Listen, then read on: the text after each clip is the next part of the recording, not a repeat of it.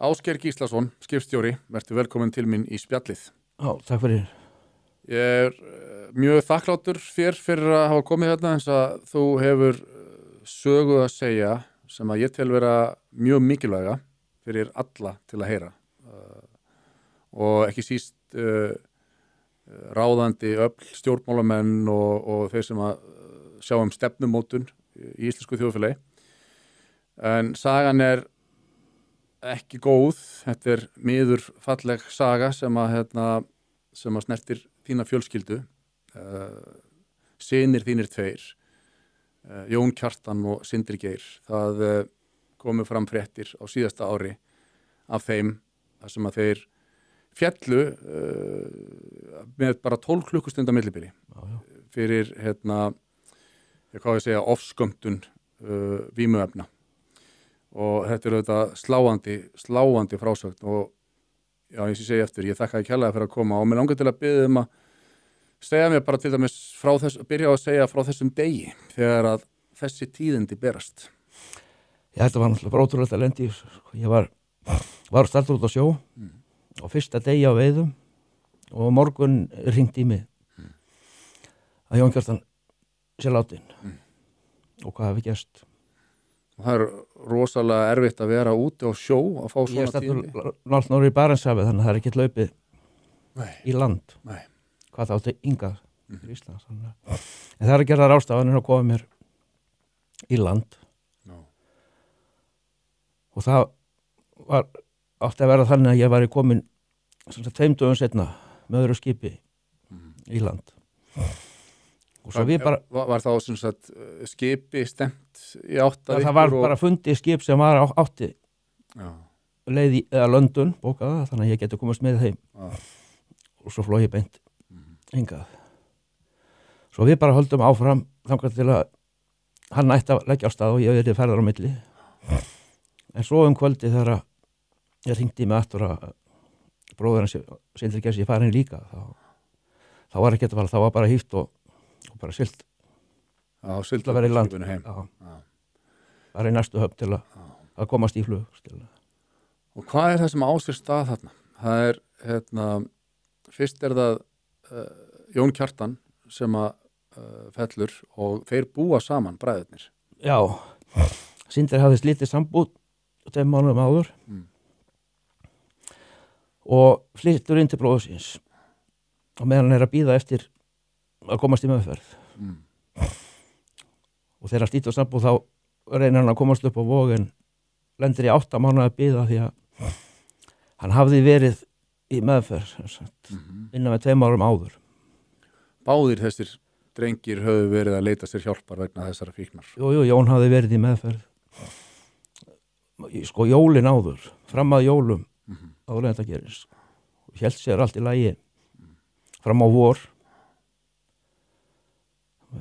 Og þetta þannig að morgunni þá kemur Sindri af hinum bara látnum í sófa orðin blár og hann ringir náttúrulega neðarlínuna og reynir það var náttúrulega löngu á senda. Og hvað, sem sagt, þetta gerist morguninn, hann ringir á neðarlínuna og það koma viðbragðsaðilar Jú, það koma allir. En hvernig gerist það svo að Sindri einhvern veginn fyrir þessa sömu leið?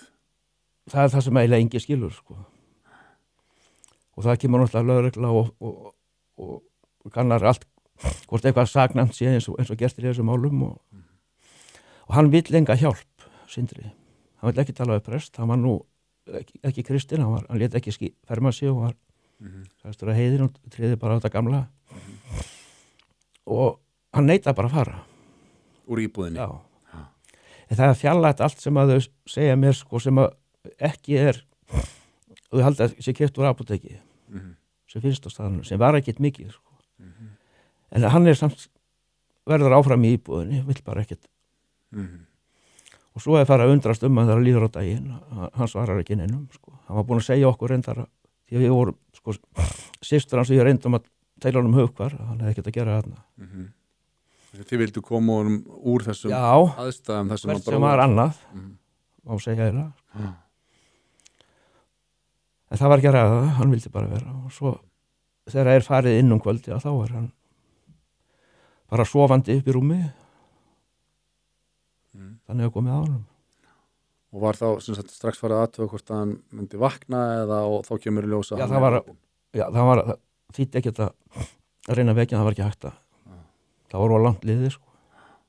En síðan kemur fram í líka í sko, það máli koma fram í krufningaskýrslu að magnið var ekki það mikið að ef hann hefði verið í neyslu þannig. Reglulegri neyslu. Já, hann hafði bara ekkert mótvægi. Hann var að reyna að taka sig á til að geta hitt börnin sín. Hann skildur eftir þessi 2 ung börn sem hann alltaf... Já, hann skildur eftir þessi 2 börn. Já. En Jón Kjartan, átti hann? Nei, hann var ekki, hann var barnlaus. En metið það svo að Sindri hafi svona einhvern veginn í þessu áfalli að hafa mist bróðið sinn að ætla að deyfa sig eitthvað og það hefði slísast til að vera óstórskrantur líka. Þetta satt lyfja eitrun út á krossverkun 3 lyfja og þar að vera eitthvað ópíóða sem við vitum að ekki keypt í apóteki. Hvaða ópíóða lyf eru þetta, veistu það? Ég maður bara ekki nafnið á því sko. Þetta er eitthvað svona heima og það rauninni veit kannski enginn hvað efni í því sko. Það er farið. Segðu mér Ásgeir að því ég veit að þegar að andlát ástvinn að bera garði og maður fær slík tíðindi þá er oft svona að maður bara trúir því eiginlega ekki sko. Þetta getur ekki verið, ég trúi þess ekki. Hvað þá þegar að líða 12 klukkustundir og þá er hringt og þá er það annar sonur sem er farin líka.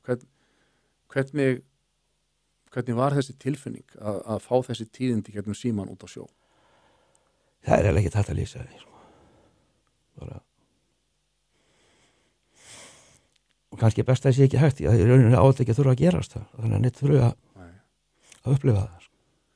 Það er nú oft sagt að það ætti engin maður að þurfa að upplifa jarða börnin sín, hvað þá í fleirtölu, börnin sín. Þetta er þess vegna er ekki til orði verið þetta sko. Og maður búin að lendi því svo sem fólk er ekki að skilja og maður veit ekki við hvernig á að tala sko, þegar maður er búin að lendi því oftar en einu sinni þurfa að hugga prest og þá getur maður ekki ætlast til þess að neitt sem ekki hefur upplifað svona bara skilji mann og þá sér maður einu leiðin að hrista svolítið upp í láta fólk vita, sjokkera svolítið samfélagið til að það er náttúrulega eitthvað sem er að svona gerist sko. Þú og þín fjölskylda hafi viljað að þessi atburður hreyfi við einhverjum hlutum og það verði einhverjar breytingar. Já, ef eitthvað á að geta hugga mann þá að vera það að þetta leiði til einhvers og bjargi öðrum lífum. Já. Það sem er rosalega að bjarga þeim sko. Heyrðir því að staðan er þannig sko, raunin erum ekki við fórnarlömbin. Það eru þeir sem dóu og þeir sem eru út í samfélaginu og eiga eftir að lendi í því sama. Það eru fórnarlömbin. Og sem við viljum bara gera allt sem við getum til að bjarga. Segðu mér, heyrðurðu í Sindra þarna eftir að Jón Kjartan lést og áður en að... Já, ég talaði við hann þegar lögreglan var sem sagt eila leyfðurum eða þannig sko. Já. Og hún stóð til boða að tala við prest eða önnur úrræði sko. Hvað gáttu þið rætt þið feðgarnir í þennan stutta tíma sem þú heyrður í honum í síma? Sko það var eiginlega ekki hægt að ræða en bara það að hann vildi fá einhvern til að tala við. Áfalla hjálp eða eitthvað slíkt. Já. Og hann sagðist bara ekki trú á þetta að tala við prest. Svo ég sagði nú að þetta snýrist ekki trú, þetta snýrist sálgæslu, en það ég vil bara vera hérna, sagði hann. Það var ekkert annað. Já. Og hver er það sem tilkynnið er? Hver er það sem hringir þessi símtöl í því og lætur þið vita að strákarnir þínir séu farnir? Það eru dætur mínar. Og sem voru staddar á Reyðarfirði. Já. Og hljóðið í þeim hefur verið átakanlegt væntanlega. Já, það var hann að setja burt. Já, hérna. Það var það. Og hvað, sko, eins og þú segir, Sindri er að bíða eftir að komast í meðferð. Jón Kjartan hafi verið í meðferð nokkrum mánuðum áður. Það eru þetta hrópandi augljóst að hérna þá þarf meiri hjálp fyrir unga menn í þessari stöðu? Sko, að því að Sindri hafi verið þetta stutt áður í meðferð, þá lendir hann á 8 mánaða bið. En samt á sama tíma eru 10 rúm að minnstakosti, ekki í notkun upp á Vogi. Já, þið heyrðu það. Já. Og þau hafa oft verið fleiri. Já. Ég hef búin að ræða fullt af fólki sem vinnur í þessum gera og þekki til. Og þá eru þau rúm ekki notkun vegna niðurskurðar.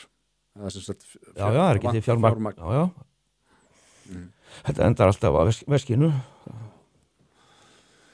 Það er nú svolítið stált, er það ekki? Svo er annars álægið þarna svo mikið að þegar Jón er í meðferð, við höfum nú reglulega samband, að einn morgunin er hann spurður að því, býtu hvað þú að gera hér? Þú ert ekki í svo mikilli neyslu. Það segir okkur hvernig ástandi út í þjóðfélaginu er. Það er eitthvað ráðgjáfi sem að spurða hann að þessu. Já, læknir sagði hann. Já. Og þetta svona, þetta stakk okkur svolítið. Já, en hvernig strákar voru þetta? Hvernig var svona æska þeirra og hvernig voru þeir sem karakterar? Svona, já, því litið til kannski óveðlega, það var mikið flutninga. Sindri var nú ekki 2 ára gamall þegar ég var móðurna skildum. Og þau voru svolítið skiptu oft skóla. En gekk félagslega vel samt, fljóta aðlagast og sama var þegar komu svo út á atvinnumarkaðinn. Voru eftirsóttir í vinnu. Sem sagt fljótir að læra hlutina og vera varðin að leiðbina tildulega fljótt, sko. Má segja verstjór hjá þeim báðum. En síðan gerist eitthvað með Jón, hann svona passar ekki alveg inn í neðstaðar og hann finnst, sko. Kemur svona, það fekk eitthvað greiningu við því, fælinni við umhverfið og Jón Kjartan var eldri bróðurinn, ekki? Jú. Hann fættur 1990 Já, hann er elstur að þeim. Og Sindri fættur 1997 Já. 7 ára milli þeirra. Og það er systur hann á milli. Já.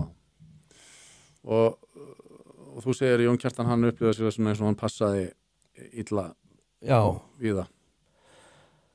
Og svo, sko, 2020 gerist það móðir þeirra lést. Já. Og lyfjaeitrun líka. Það sér. Og það er hann sem kemur að henni. Jón Kjartan. Já. Hann kemur að móður sinni eftir ofskömmtun. Já. Það er ekkit smáræðið að upplifa það. Nei, og hann komst í rauninni aldrei almennilega við það, sko. Það lendir samt fljótlega upp úr því í einhverju teimi hjá Kópavogsbæ. Það er félagslega íbúð og fer á endurhæfingarlífeyri. Já. En af einhverjum ótrúlegum ástæðum þetta mörgum árum setna þá var hann ennþá á sama stað, sko. En það er sem sagt 4 árum áður en hann deyr sjálfur þá dó mammas. Já, 3 ára alveg, já. Vorið 2020. Já, hérna hér. Það er mikið á fjölskylduna lagt. Það er það. Og eðli málsins samkvæmt, það er að missa móður og kannski sérstaklega með svona hætti að koma að henni látni og það er svakalegt áfall sem að ristir mjög djúpt og maður gerir ráð fyrir að þurfi mikla svona úrvinnslu, tilfinningavinnu til þess að komast aftur bara til manns. Já, það var eitthvað samt í hjálparstarfinu eða meðferðar sem ekki gekk upp, sem ekki dugði honum. Já. Hvað fór hann í svona, þegar hann er að endurhæfingarlífeyri og svona, fór hann í eitthvað svona endurhæfingarprogram eða? Já, hann var í einhverjum samtölum bara sem að, já. En á þessum tímapunkti var hann líka í, sko, komið svolítið í erfiða neyslu á lífsæðskildum, eins og kallaði læknadóp, sko. Því að það er svo sem ekki reynda, mammas hafði aðgang að lækni sem að skrifaði bara upp á það sem hún bað nánast. Nú. Það var bara og svo segir bara hlutin eins og eru eða voru. Já, og var það þá meira en góðu hófi gegnir, ef svo má segja að þessi að útskriftir þessa læknis? Já, það voru þarna lyf sem hann hafði ekkert að gera með, sko. Aha. Og jafnvel heimilislækni hafði ekki reynilega leyfi til að hefði átt að vera. Var það eitthvað sem var það einhverju máli, var kært til landlæknis? Það var ekki lyf. Nei, það var ekki gert þannig sko. Nei, hann var ekkit svona dreginn til ábyrðar þessi læknir eða neitt slíkt. Nei, ég held að hann var hætt út aldrei sko. Já. Og Sindri yngri bróðurinn, eins og þú segir, hann hafði slitið sambúð og býr þarna á þessum tímapunkti hjá Jóni Kjartani. Voru þeir bræður nánir? Þeir voru mjög nánir, já. Þeir höfðu daglega samband alveg. Voru mjög. Og þess vegna hefur fólk veltið fyrir þess að hvort þetta hafi verið vilji á þeim yngri. Þeir varu svo samrýmd að hann hefði viljað fylgja honum bara. Það er ekkert sem bendir til þess. Nei. Það er nánast útrúlokað. Það hefði verið meira magn í honum. Já. Þannig að það er ekki eitthvað sem að þú trúir. Nei.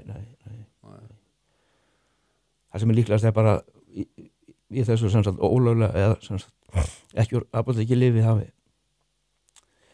verið eitthvað sem að og þetta er náttúrulega fólk að sjá hérna út allan bæ, getur við sagt. Jú, það eru búin að fá sko hræðilega fregnir að það var nú allavega hennan tímabili, ég veit ekki hvort það sé eitthvað breytt, en þá voru menn að tala að þetta væri bara að gerast í hverja einustu viku. Það var þannig. Fólk væri að fara úr áfskomnun. Það var þannig bara. Ég veit ekki hvort það hefur nokkur dreigið úr því.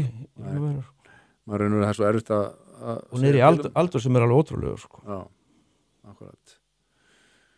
Og hvað sko, auðvitað vakti það athygli þegar að þingmaður Viðreisnar Sigmar Guðmundsson, hann skrifaði pistil þetta mál eftir samtal við þig og vakti athygli á þessu fyrir kosningar. Þessum hræðilega faraldri og því stríði sem að fólk er að heyja við þennan fíkniefna djöful, svo má segja. Og má segja að úr því hafi orðið sko, það kom allavega í stjórnarsáttmála núverandi ríkisstjórnar þegar hún var kynnt til leiks að það yrði engar sumarlokanir á Vík, meðferðarstofnun SÁA og Sogni. Það er sem sagt verið að bæta úr, það er alltaf búið að vera skelfilegt ástand að það hefur þurft að loka þessum meðferðarstofnunum yfir hásumartíman sem auðvitað engin skynsemi í þess að fíknisjúkdómurinn fer aldrei í sumarfrí.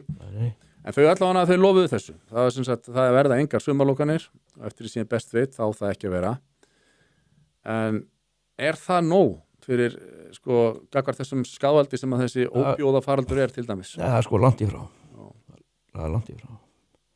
En þetta var náttúrulega snilt að skrifað og sko það var náttúrulega gert til þess að sjokkera og hrista upp í fá eitthvað sem að skilaði sko. En síðan þarf bara að fylgja því eftir sko. Náttúrulega eftir meðferðar úrræðin eru í mólum er þetta að segja. Það er lítil eftirfylgni og já, og hún virðist vera nokkuð einhæf sko. Það er endar ef mér sagt komin núna að vinna í gang að flokka meira sko. Hvernig þessi fylgt eftir sko. Já. Og sér sníða aðstofana eftir þörfum einstaklinga sem ég held nú að sé skynsamlegt. Já, en til þess þurfti erlendan aðeila að koma og gera út þetta á málunum sko. Já. Var það sem sagt? Já, fólk hefur lesið það hefur komið fram í fjölmiðlum svo greining. En það er eitthvað en það er sem sagt, já, þetta er bara komið á sem sagt byrjunarsti, það er náttúrulega ekkert komið í gang sem að Nei. En það er eitthvað að sko en svo er líka náttúrulega með þessi ónýttu pláss þá þegar maður er búin að pæla mikið í þessu eftir þetta sko. Akkur er ekki hægt að taka upp tvöfalt kerfi þar sem fólk getur bara komið inn og borgað það sem það kostar gera það samhliða með því væri hægt að auka við sem sagt hvað mörg rúm er hægt að hafa og það er engin vafa á því að það er fullt af fjölskyldum í þjóðfélaginu sem væri tilbúin að slá saman til þess að bjarga 100% fólkinu sínu og fullt af fólki sem hefði alveg efnaði að borga bara fyrir og í öðru löndum er þetta bara svoleiðis kerfi í gangi. Ég er nú búin að búa í Danmörku síðan 2006 og ég kynst þessu þar þar er tvöfalt kerfi alveg annað sem er opinbert það sem eru biðlistar og hins vegar venga það sem er getur kennst bara akkurat til og þart nákvæmlega og það fólk er ekki tilbúið til þess að bíða í vikur eða mánuði. Þetta er mjög góð vangavelta hjá þér. Veist, það er 100% sko nýtt vel ef að það er í boði fyrir fólk að borga fyrir alvöru meðferð Ég held að sé engin samhliða þessu kerfi að það er alltaf fullt báðu megin held ég hvort þið er. Já, það þarf ekki að endilega reka það sjálfstætt. Nei. Já, það er mitt en það er eitthvað svona það er þá er talað um að það sé kerfi sem mismunar. Já, þá gagnast þetta báðum aðranum, bæði þeim sem hafa efna á því og hinnum sem ekki. Já, það lettir náttúrulega styttir að bílistana. Já. Það er náttúrulega ekki glórið að þeir styttist bara með því að fólk deyja á þeim. Það veit. Nei. Eins og Sindri gerði. Já. Það eru margir sem deyja á þessum biðlistum. Já. Það er alltaf að heyra það.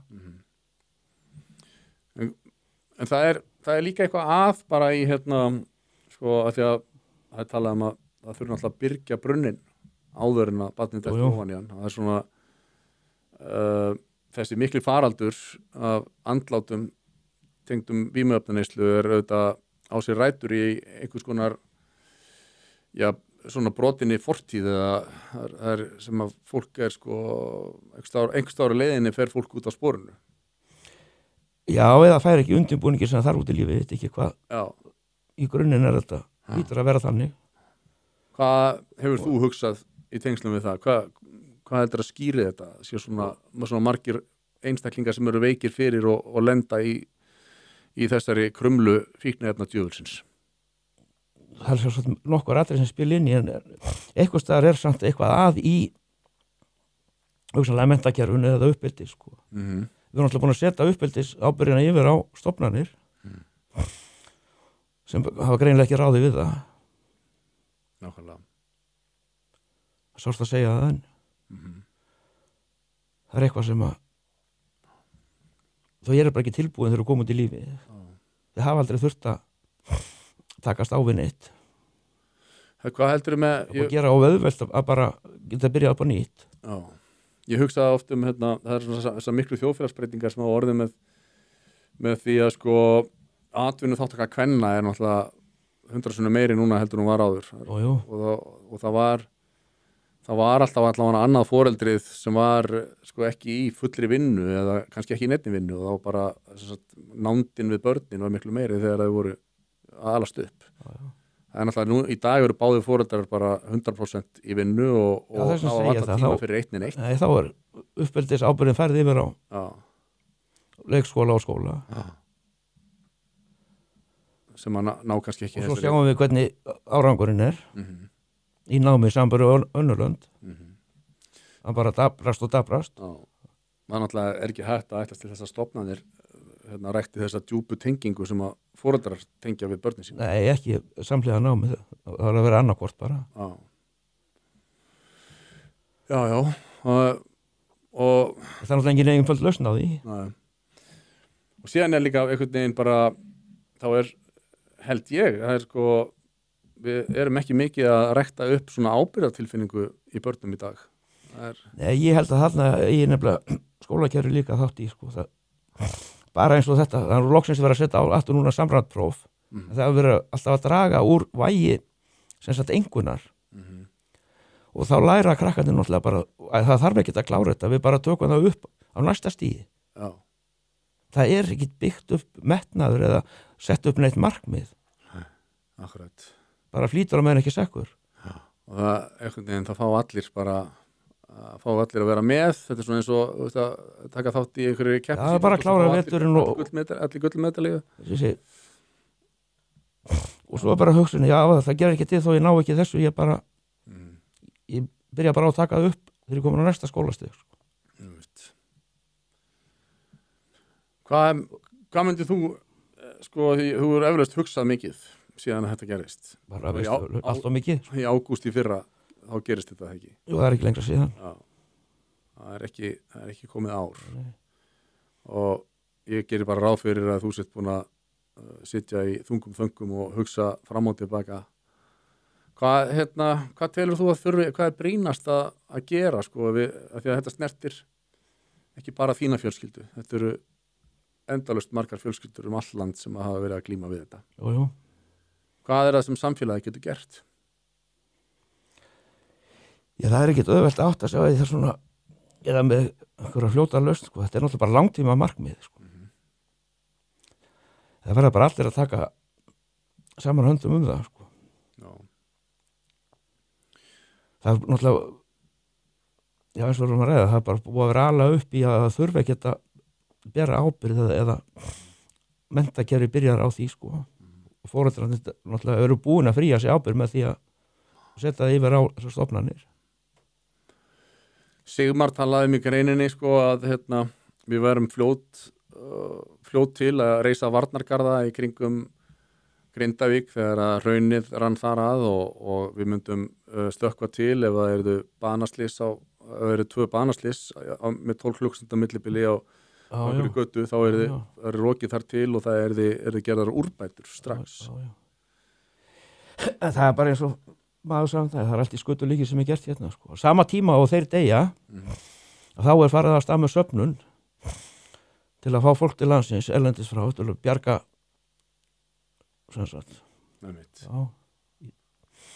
og það er svo margt annað sem er í mólum, sko. Stjórnmálamenn vilja samt alltaf segja, sko, að það megi ekki blanda þessu saman og þegar við erum að tala til dæmis það verður að blanda þessu saman. Þetta er bara krónur sem komur fram að vasa. Það er ekki hægt að og ef við erum að eyða ef það þarf að forgangsraða þá er þetta ekki rétt. Nei. Það er bara mér finnst það svo hrópandi að því að mér hefur verið sagt að, sko, heimilislausir í Reykjavík, það er að segja þessi sem eru skjólstæðingar Reykjavíkurborgar sem eru að flakka á milli gistiskýlisins eða eru sem sagt ekki skráðir í hús neinstaðar, eru sem sagt í langflestum tilfellum fíkniefnaneytendur og eru, eins og ég segi, heimilislausir og þeir eru það bil 400 talsins, mér er sagt.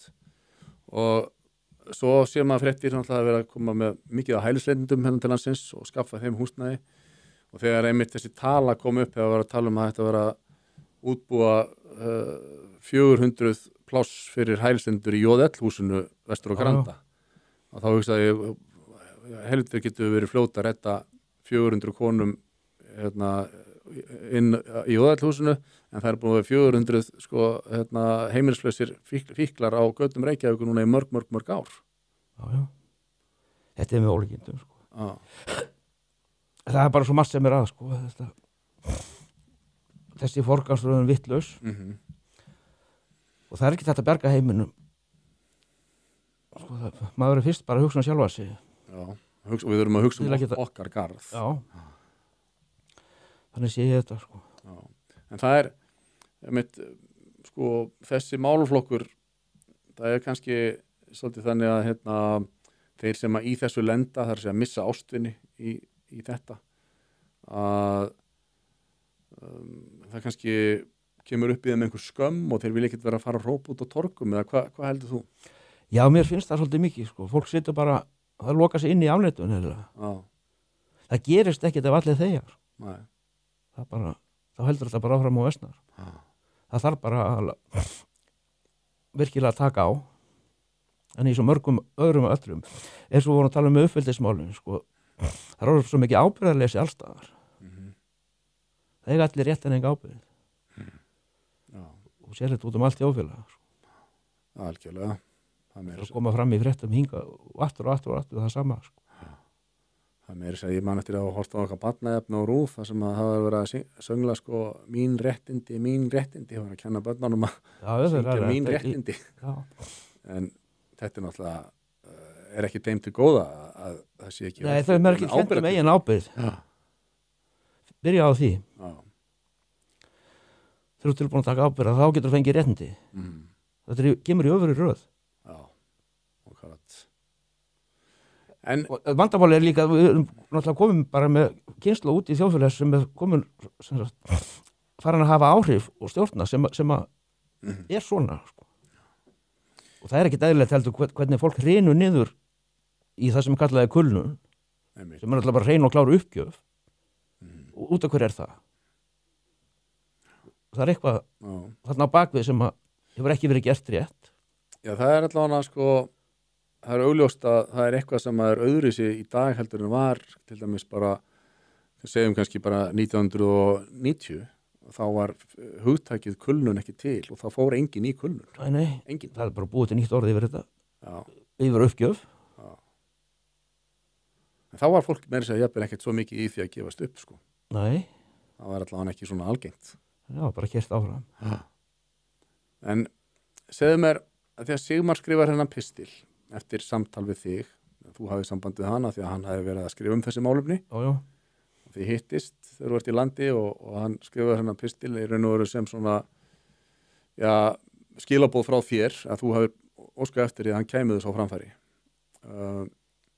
Voru einhver frekari viðbrögð heldur en bara þú veist það að þessi þingmaður hann talaði við þig, voru eftir þann pistil, var eitthvað leitað til þín og þú spurður eða eitthvað haft samband við þig? það var ekki þátt beint samband við mig, það var haft samband við hann af nánast flestum fjölmiðlum. Já, sem vildi fá viðtal við þig. Já, eða eitthvað.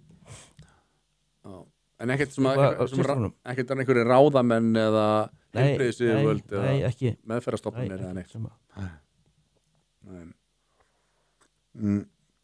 Og eins og þú sagði náttúrulega áðan, þú ert ekki að beina fingrum að einhverjum meðferðarstofnunum en... Nei, það lagar ekki neitt, sko. Nei, en En í heilsinni er bara svo margt sem að, sko, sem að, þú veist. Og maður veit það er ekki hægt að taka neitt út úr. Já, og maður veit alveg að S.A.A. þeim finnst það ömurlegt að geta ekki tekið við fólki örar og og að biðlistarnir þurfa að vera svona langir. En þeim er skammta bara ákveðið fjármagn. Já, þetta er bara spurning hvert fer fjármagni, hvað?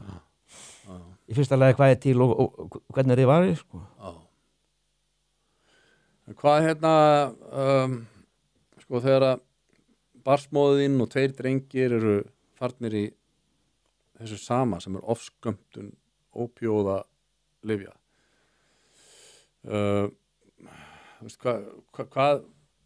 Hvað langar þig til þess að gera þegar svo er orðið?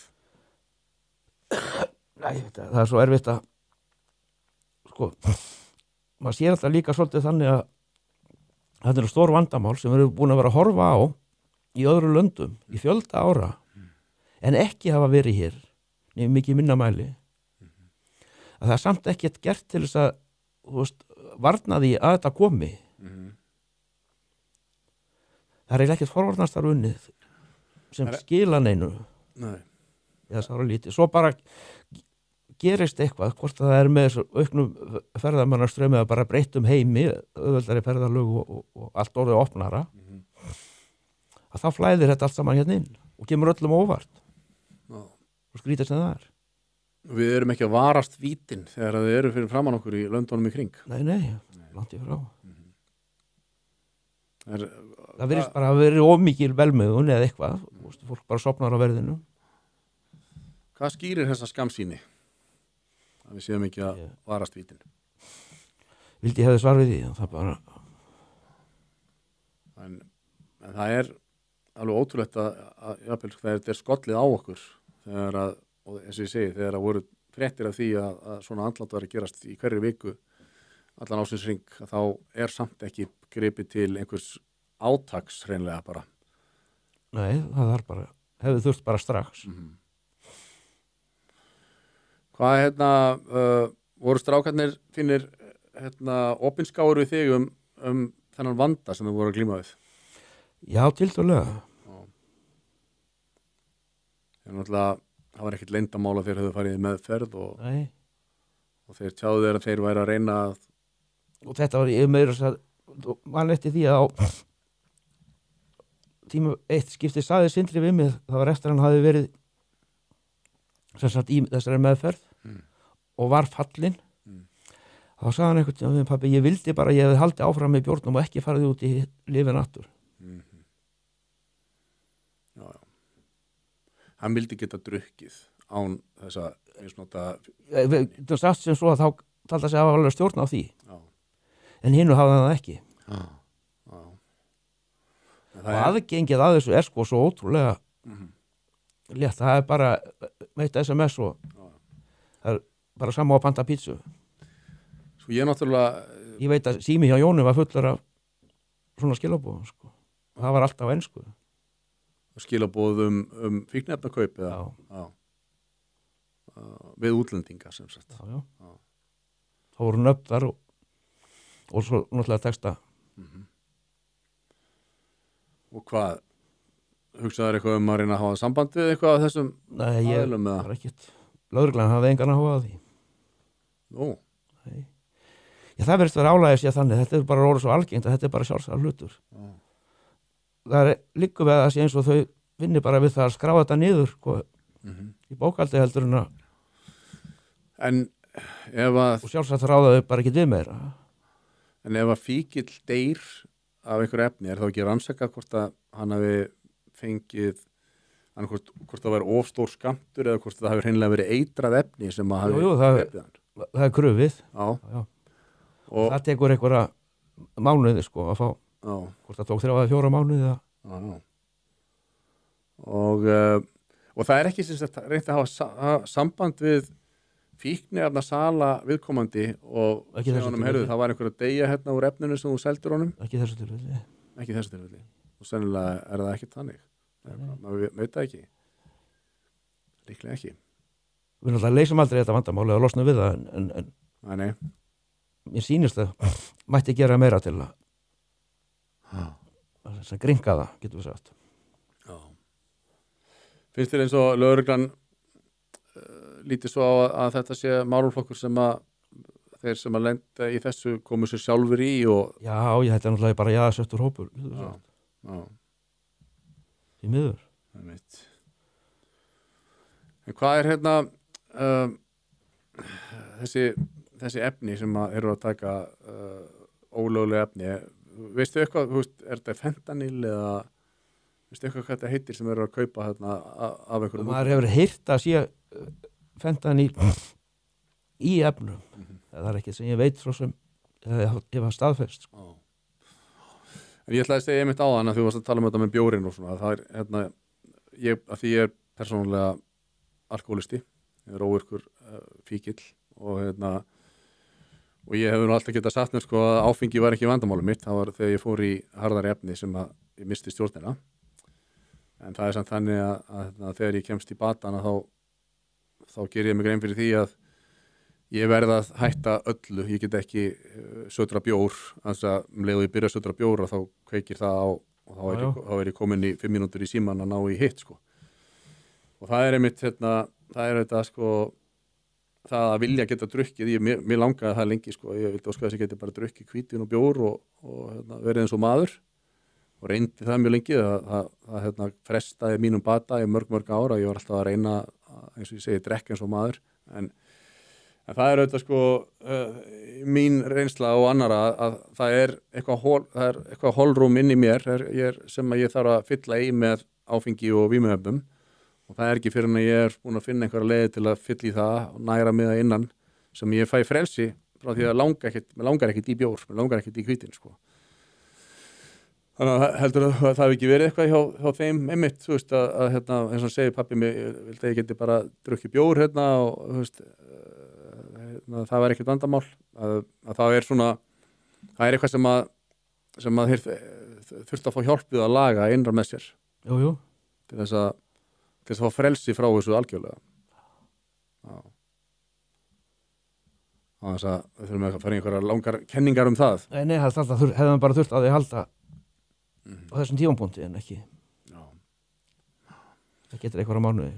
Það er einmitt hérna hitt er nefnilega sko að afvötnunum og vogi 10 daga eða kannski 4 vikur á vík, það er auðvitað ekki endanlega laust. Þú þarft að finna Hann tók það prógram þegar hann fór í þessa meðferð sko. Já.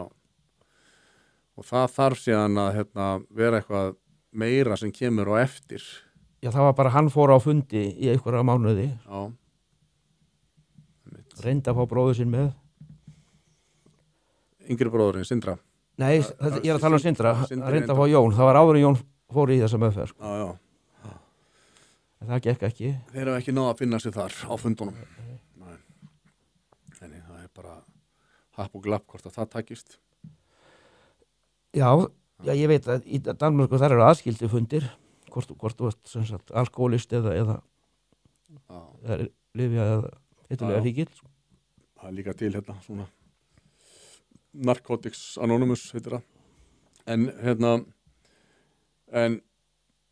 sko bottom line eins og maður segir að þá hlýtur að þurfa að veita þessu meiri athygli. Það er að segja að stjórnvöld, rétt eins og ég sagði áðan, sko, þegar þau ráðast í að byggja varnargarða, hvort sem það er fyrir hraunflæði eða snjóflóð, við hljótum að þurfa að fara í einhvers konar átak í þessum málum.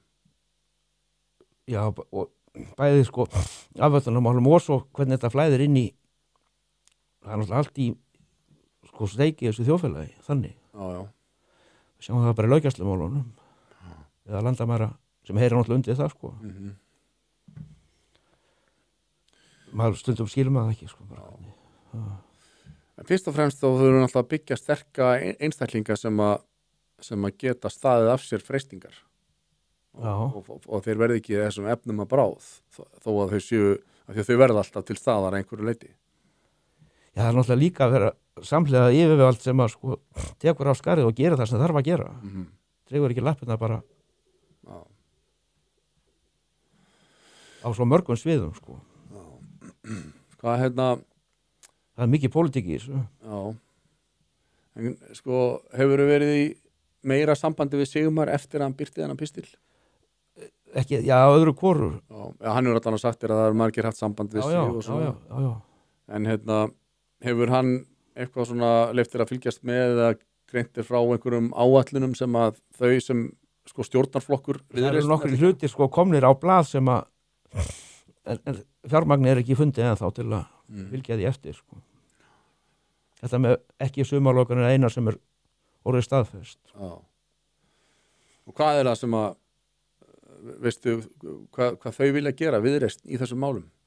Já, ég held að sé koma hreint að það verið unni útfræðast þeirra skýrslu frá erlendu sérfræðingum sem sagt eftir meðferðar úrræðin. Það hefur verið flokkuð eftir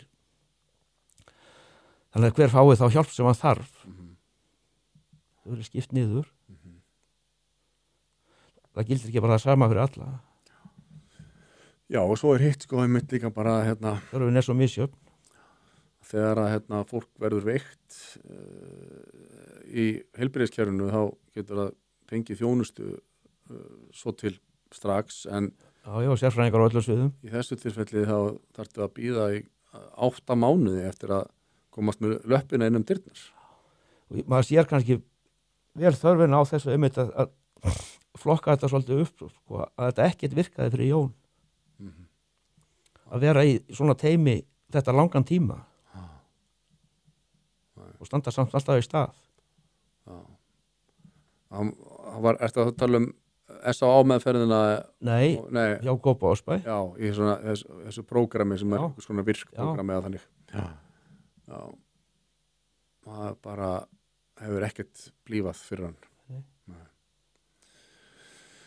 Hvernig eins og ég segi, það er svo erfitt að setja sig í þessi spór, það er ekki hægt að ímynda sér sko þessa upplifun og eins og ég sagði áðan, það er oft talað um að þá enginn að þurfa að jarða barnið sitt en þú ert nú búin að jarða 2 drengi og það í sömu jarðaförinni bara þeir útförin var sameiginleg útför auðvitað og þeir jarða er með móður sinni.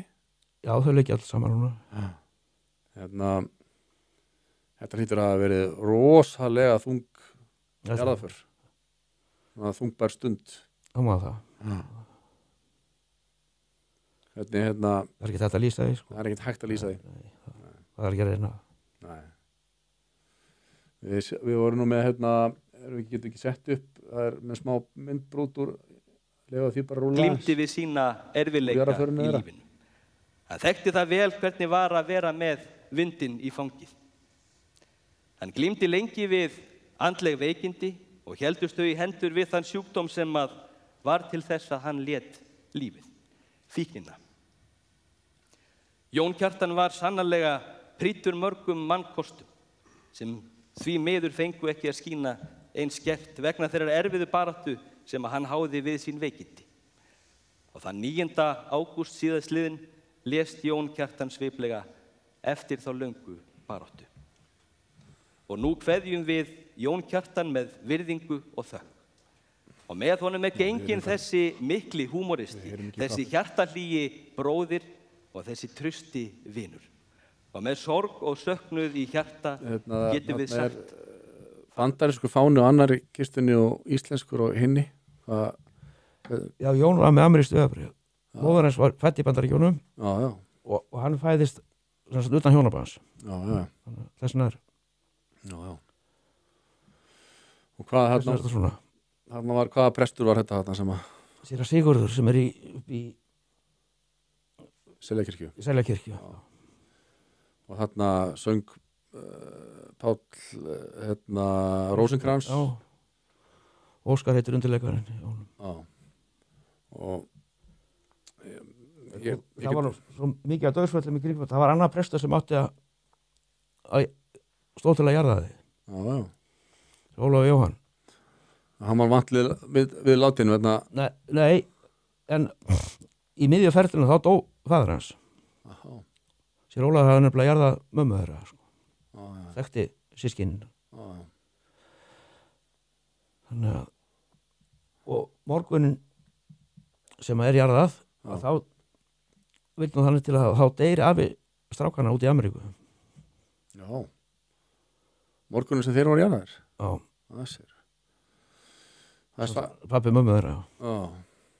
Þetta er ótrúlegt hvernig eldingu getur lostið niður á sama stað. En þú átt fleiri börn, eða ekki? En þessi nei. Nei, þetta voru þínir einu dreng. Jú, það eru tvær systur Já. þarna á milli. Já. Já, þú Svo eiga þær hálfsystir sem er yngst. Já. Og hvað Rössa mæðra. þegar ég velti mynd fyrir mér sko bara sem foreldri hefur einhverjar viðmóta áhyggjur af dætruðinum eins og Ekki minnstu. Nei. Þú þarft ekki að óttast það að þær geti lent á þessum stað. Alls ekki. Hvað skýrir það? Þær hafa bara sýnt að Já. nánast daglega get ég sagt bara. Það er alltaf að því. Það er mikill styrkur í þeim. Já. Það eru önnur er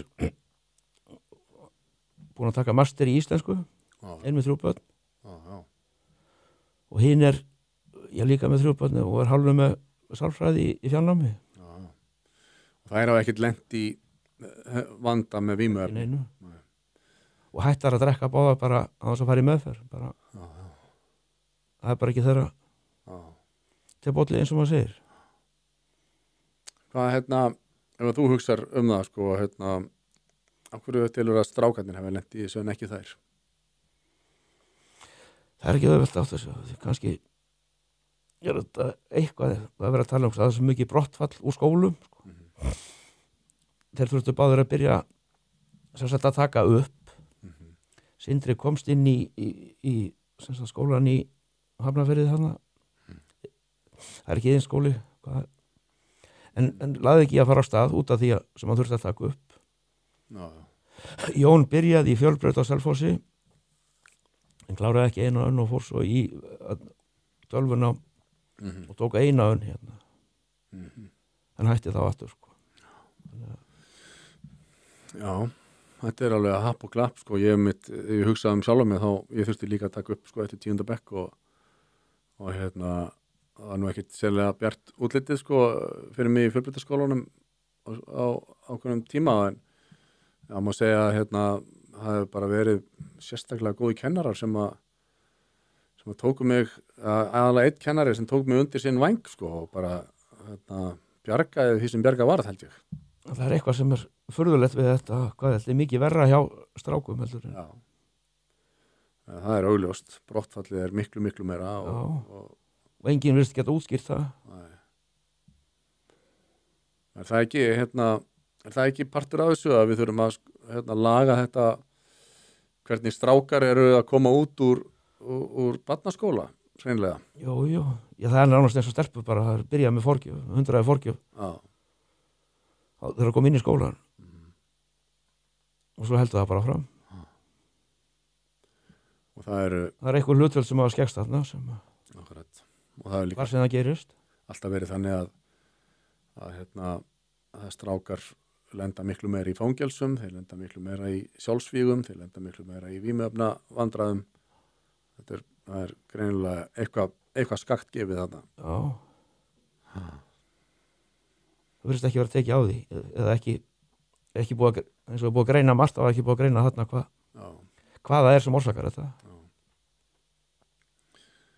Hvað myndir þú, ef að þú erðir, þetta er kannski mjög skrýtin spurning, en það er nú ótrúlegasta fólk sem hefur lent í því að vera allt í einu komið í ráðherrastól, maður sé það, ef að þú erðir allt í einu bara, þú ert settur í ráðuneyti heilbrigðismála á Íslandi og þá er bara boltinn komin til þín, hvað myndir þú gera, hvað eru fyrstu skrefin sem að þú myndir taka til þess að reyna að stemma stígu við þessu? Þetta meina með fíkniefna vandan? Já, það sem ég var að nefna að taka upp gerfið það sem að þú getur borgað fyrir þjónustar sem þú færð, það er ekki gefið að hún sé ókeypis og sem er það var það fyrsta og síðan eftir meðferðarúrræðin fjölga þeim og gera betri fjölþættari já. og fylgja því lengur eftir það kostar. En hvað er sem faðir sem að hefur mist svo mikið lendir þú einhvern tímann eða að óska þess að þú hefur gert eitthvað öðruvísi? Ég sé það nú ekki bara maður bara taldi sig vera að gera allt rétt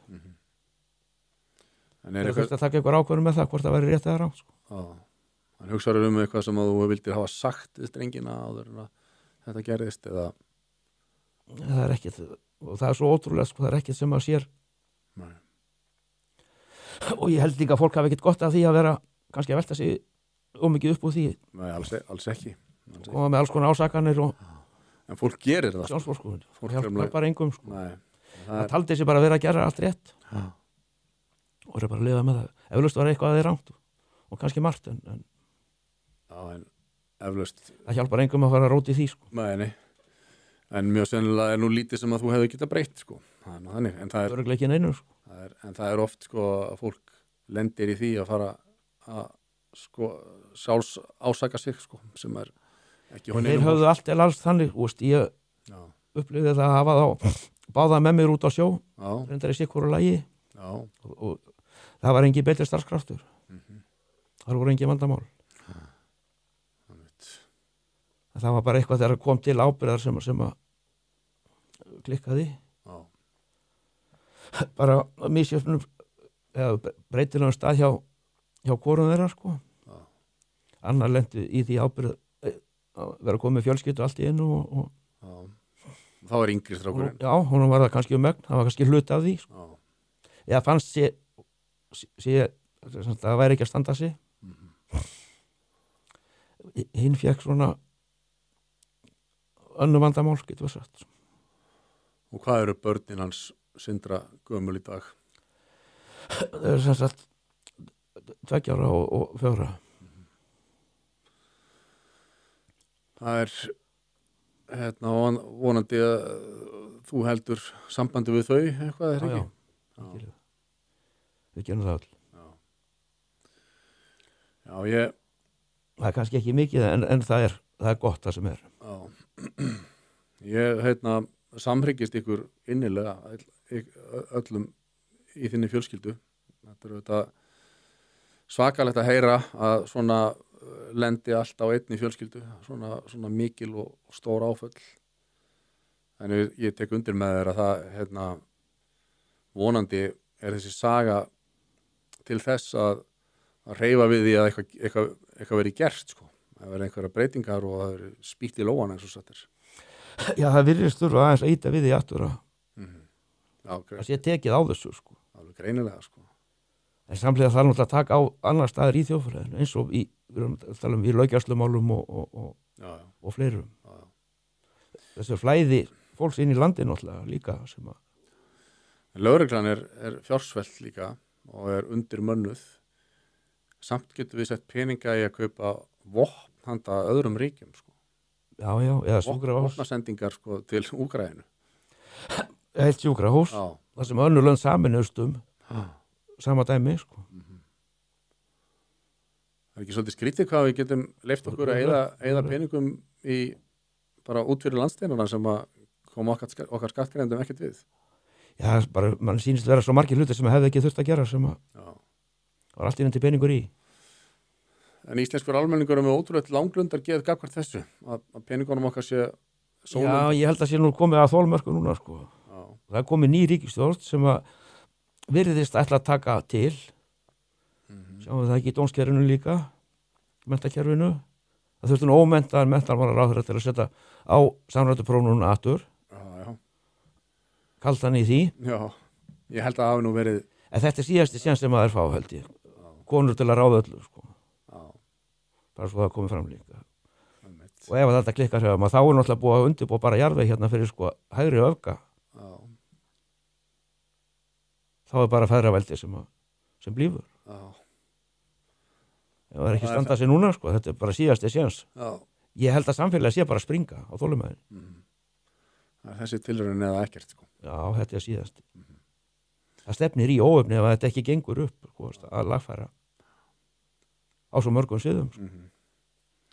Hvað hérna? Það sér þetta að það eru menn bara, nú eru menn bara reknið að því að segja sannleikan. Já, eins og hann Úlfar Lúðvíksson, lögreglustjóri á Suðurnesjum. Já, hluta til út af því, já. Ég held Það má færa rauk fyrir því, sko. Það lítur ekki vel Það var að Ríkissaksóknari, við getum alveg talað um hann líka, sko. Já, Helgi Magnús Gunnarsson. Hún er búið að taka aðra stöðu undir, já, ekki endilega hæfari mannesku, bara svo að segjum, eins og mér finnst það lít út. Já, sem var að ríkislögreglustjóri. En það er ekki mjög traustvekjandi fyrir ríkisstjórn sem segist alltaf taka til í dómsmálum og löggæslu þessar aðgerðir sem við sjáum þarna. Þá komum við líka að því spurningu, er það ráðararnir sjálfur sem eru að ráða eða er það þeir sem eru einhver aðri sem ráða ráðuneytunum? Það er líka góð spurning. Það virðist vera þarna ríki í ríkinu sem að eins og kom upp með þetta hjá sérstökum alltaf það hleranar og allt það saman og hverju skilaði þetta svo? Hvað var innheimt? Ekkert. Þetta var ekkert um að kostnaðar. Þarna var allt innan pláss fyrir 100 manns í vinnu. Það hefði átt að vera að verja landamæri náttúrulega. En ekki leita sökudólkum. Það var ekkert nema kostnaðar sem hlust á þessum. Já, jafnvel, það eru réttir á. Já. Meiri kostnaðar. Enda líka var brotið á mönnum sem fengu ekki réttláta málsmeðferð og voru hundeltir fyrir eitthvað sem var kannski áhætta í bankaviðskiptum en ekki lögbrot, sko. Ekki glæpir. Og það er ekki skrítið að rannsóknin hafi hætt, sko. Já, ríkissaksóknarinn því að málið var svo augljóst, sko. Embættið var ónýtt ef það var klárað. Já, með hlerunarmálið. Já, akkurat. Þetta er akkurat þetta. Sér sannleikur sem má ekki segja. Já. Þú fylgist vel með, jafnvel þú ert út á sjó. Sko að því ég bíalendi sem búin að gera þetta lengi. Og þá hefur maður er náttúrulega tauga til landsins, sko.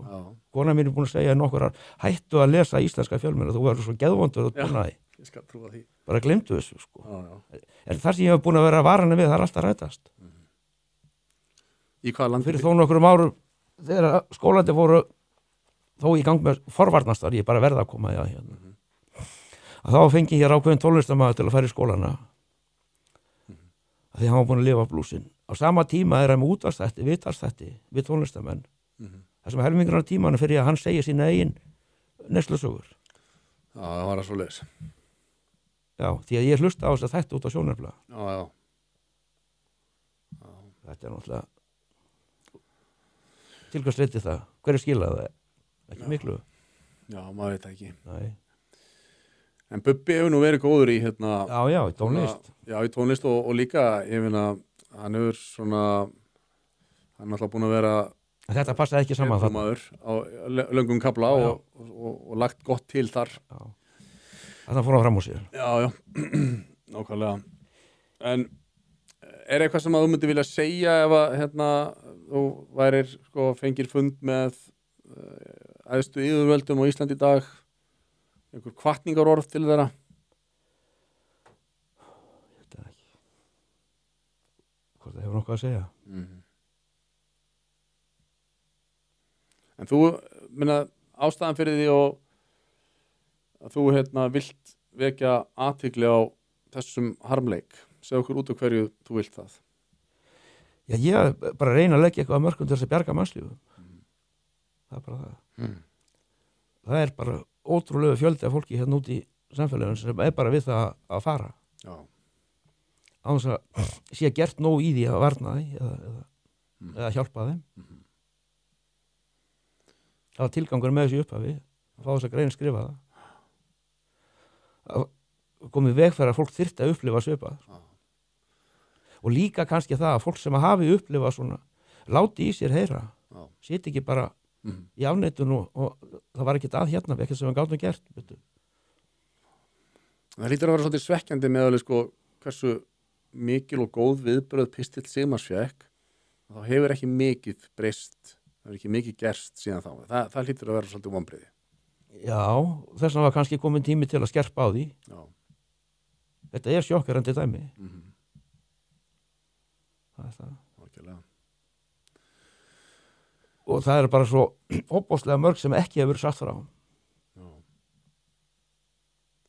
Það myndi kannski hjálpa til að mörg andlát meinar já. Margar Það er harmsugur. kannski sem betur fer ekki mörg svona dæmi en Nei. En þetta eru ótal andlát við erum að tala einu sinni í viku. að því allt og oft þá fer fólk bara og lokar þetta af einhvern en vil ekki. Einmitt. Ég veit ekki hvað það er, hvort það leggur ekki í það eða fer í ásökun. Þetta er mikil sorg og eins og ég segi í einhverjum tilfellum þá upplifir fólk skömm sko sem að er ekki Ég veit ekki út af hvað þetta fara. Nei, það er ekki rétt að upplifa skömm en það er einhvern veginn svona náttúruleg afleiðing einhvern veginn að samfélagi sem að dæmir fíkla sko. Já. Sem að dæmir fíkla jafn hart og það gerir sko. Það er nú það dapurlega við þetta. Já, þetta er lítið á þetta sem eða sé samverðastægna sko. Já. Og að þeir hafi komið sér í þetta sjálfur einhvern veginn og sé bara þeim sjálfum að kenna sko. Já, en á sama tíma og ekki þetta gert, það var þetta að flytja inn hérna fullt af fólki til að hafa ofnböru framfæri. Já. Hvað vitir í þessu? Nei, það er ekkert vit í þessu. Nei. Ásgeir Gíslason, skipstjóri, ég held að við förum svo sem ekkert að fara lengra með þetta. Þetta er mjög, mjög sláandi frásögn og ég tek heilsugar undir að maður vonar að frásögn eins og þessi sko hreyfi við því að eitthvað verið gert. Já, og vonandi flýtt því sem er farið af stað með það sem er í farvatninu. Já. Þolinmæðin er ekki nein sko. Þú býrð í Danmörku eða hvað? Já. Og það verið 19 ára. Já. Og gerið út þaðan? Nei, skipið er á eistnesku flaggi. Já. En það er endar íslenskt móðufélag sem á það. En landar þú í Danmörku eða?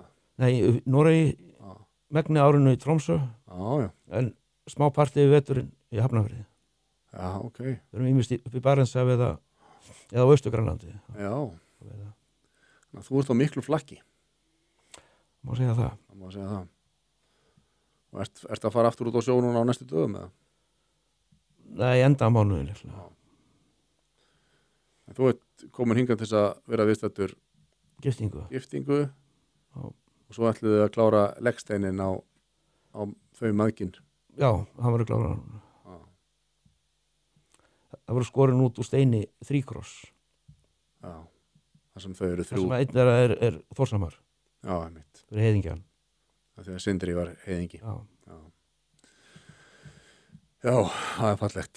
Ég óska þér og þínum allsins besta og þakka þér aftur innilega fyrir að koma og segja mér þessa magnþrungnu frásögn og bara frá þessari erfiðu reynslu ykkar og vonum að hún geti hjálpað öðrum. Já, bara takk fyrir að fá að koma og segja þetta. Já. Og vonandi eins og þú segir hristir aftur upp í eða ítir á að vera gert það sem þarf að gera. Nákvæmlega. Takk fyrir komin, Ásgeir.